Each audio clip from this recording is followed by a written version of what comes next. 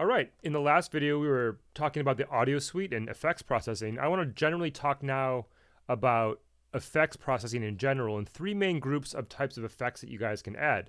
So the first one is going to be equalization. And I'm just going to use the audio suite here to demo that. So that would be EQ, which is in the frequency realm, which can boost or cut various frequencies. And let me bring up the standard Pro Tools one here. EQ, let's just keep it very simple. EQ3 one band. I'm using the audio suite here to demo these. So you could have EQ here, right? That would be the first types of effects. That's modifying frequency content. You're either subtracting or boosting frequency content, which is how sound is composed. It's cycles per second. It's in Hertz. That's EQ.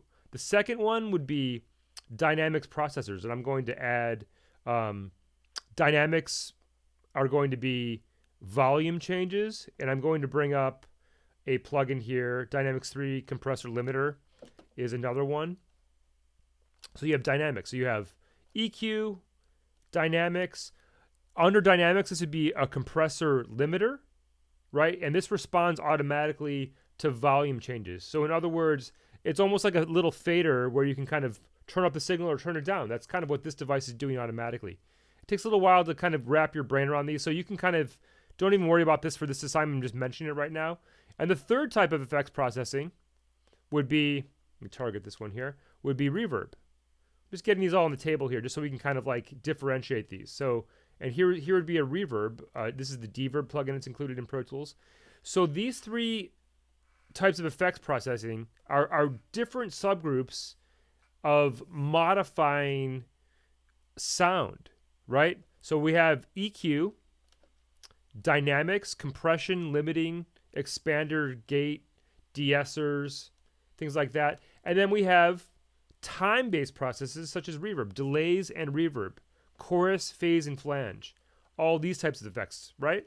So now, part of this assignment, we're going to be adding these effects. Not all of these. Actually, we can just forget about compression for right now. It's not going to, compression never really sounds cool, too. I mean, sort of does, but we're really going to be focusing on EQ, maybe reverb, and some of these other reverberations, reverbs and delays.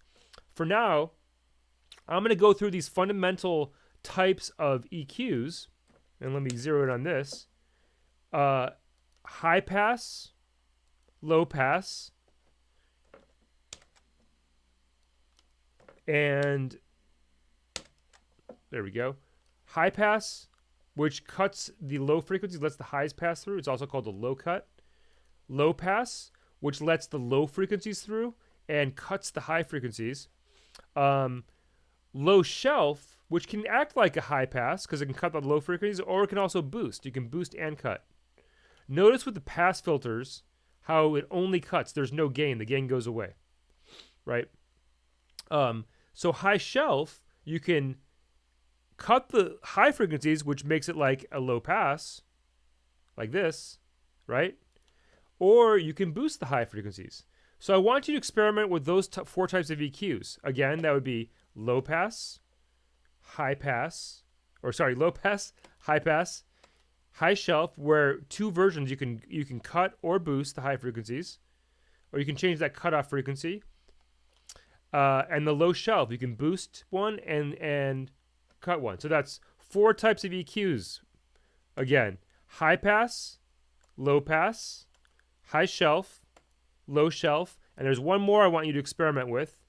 Not the notch one there, that just removes frequencies, is the peak, right? So I can go in any frequency, I can boost, I can cut, and the Q refers to the bandwidth, the width of the frequencies affected. So with these five basic types of filters, you can pretty much handle any EQ they can throw at you in a DAW, if you understand these. So not all EQs are the same. They might have a nice, graphical display. Some of them have what's called a real-time analyzer, which will show you the frequency spectrum bouncing. That's really handy, but you don't need that. Some of them don't even have this type of graph. Some of them are just this type of frequency. You have to completely use your ears, which is how you should use EQs anyways.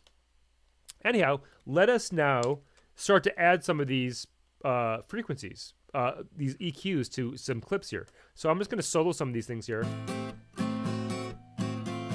And let's just start with the first one here. Let's just start with I'm using the audio suite here. Let's do a low pass filter here, which removes the high frequencies. And let's make our selection. I'm just going to duplicate this, let's duplicate that, and I'm going to chop this up a few times.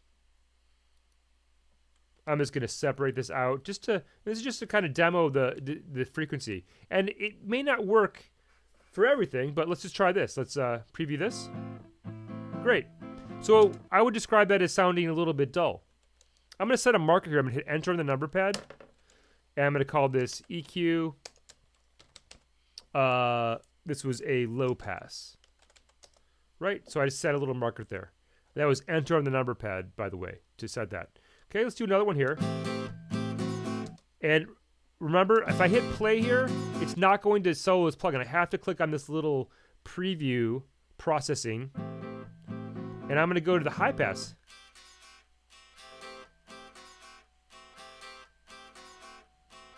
So, and I might need to make up for some of the gain loss here. So crank that up, render that. And I'm going to hit enter on the number pad here. And I'm going to call this EQ high pass, right?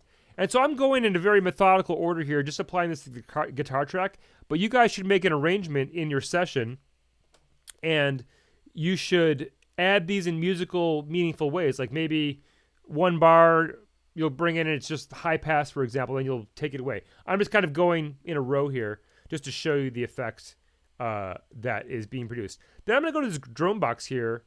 And let's just cruise around with this one. Let's try solo this. And let's say I want more low end on this one.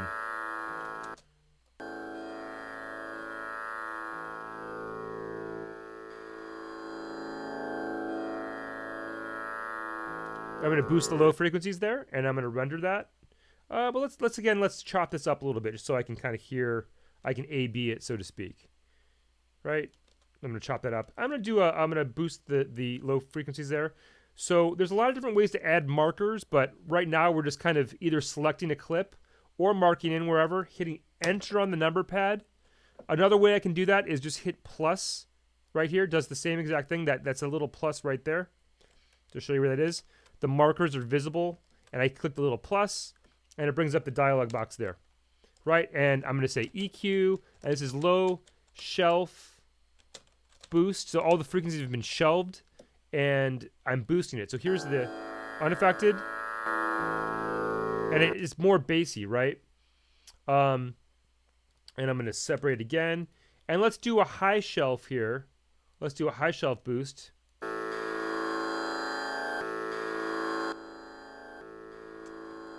Back off the gain there, option click or alt click on that. Let's render that. So I did hit enter again here to set a marker, EQ high shelf boost. Right? So in your session, you should have these markers where you've added the EQ.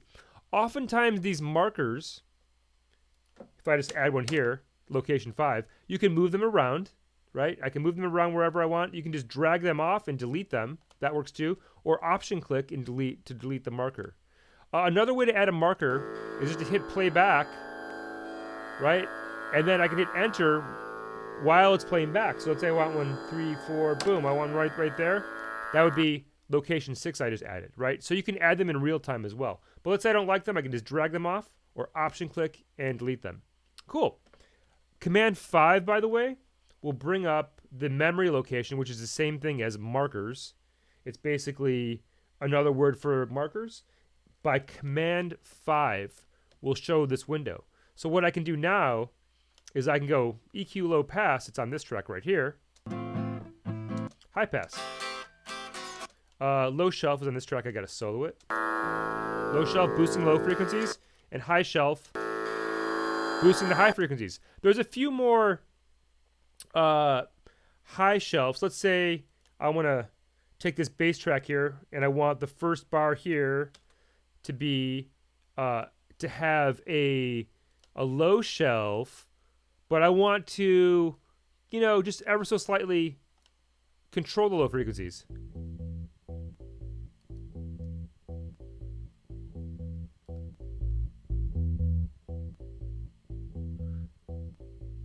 So you can make it more like a high pass, which would be like extreme removal of the low frequencies. But oftentimes maybe you just want to temper the frequency content, like bring down the low end or the high end. So I'm going to render that. Great. I'm going to set a marker right away so I don't forget what I did. EQ, low pass, cut. Very nice. Very nice. Okay, let's leave that up. Let's do one more here. And let's find something with high frequencies. Maybe this guitar track right here.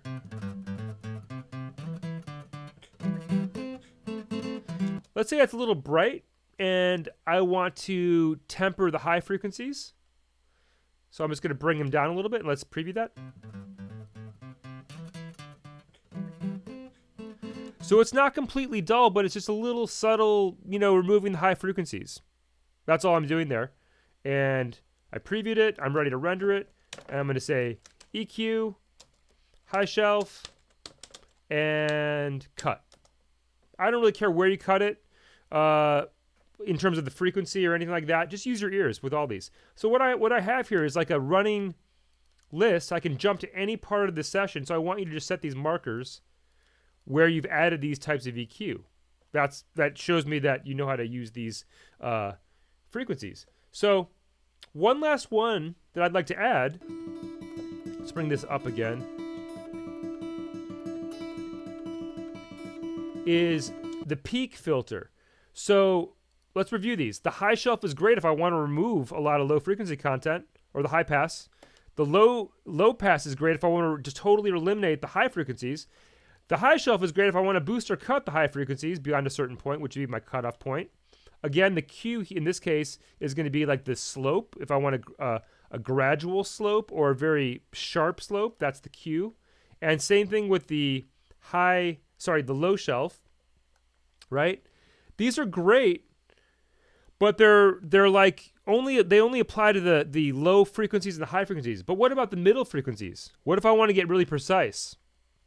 That's where the peak filter comes in. So I'm going to preview this. I can remove some of that mud down here.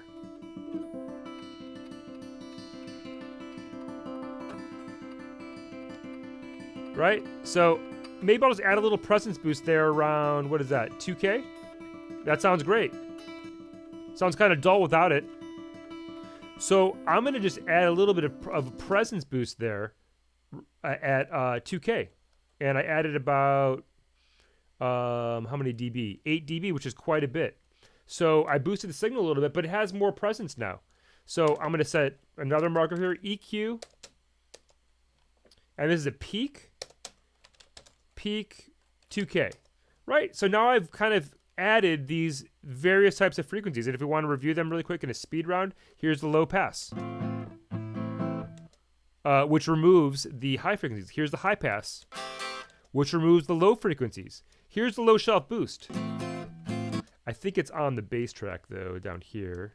And it's hard to tell in the context of the mix. But you guys get my drift, how I can jump around now anywhere in the session, and I can kind of hear what I did there. So here's the low shelf boost.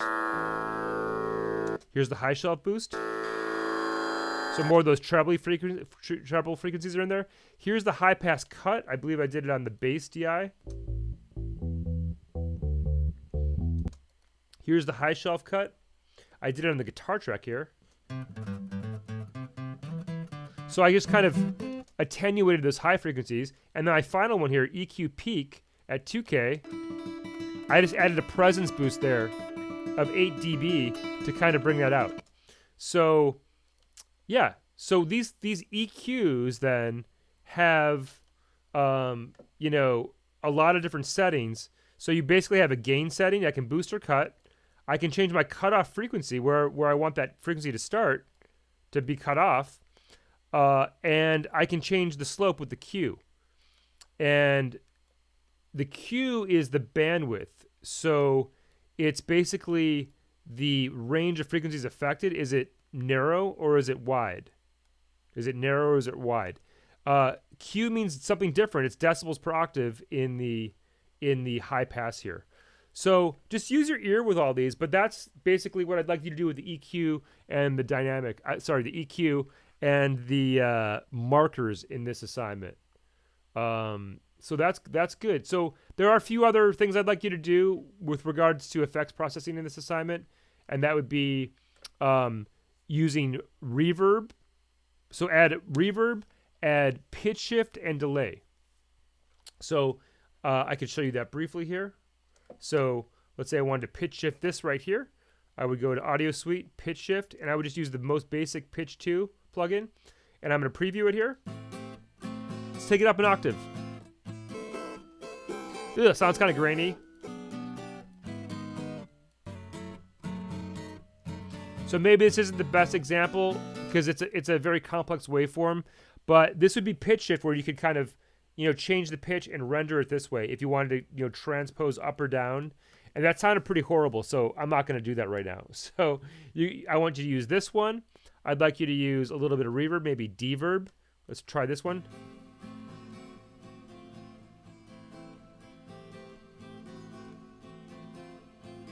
So I could render that.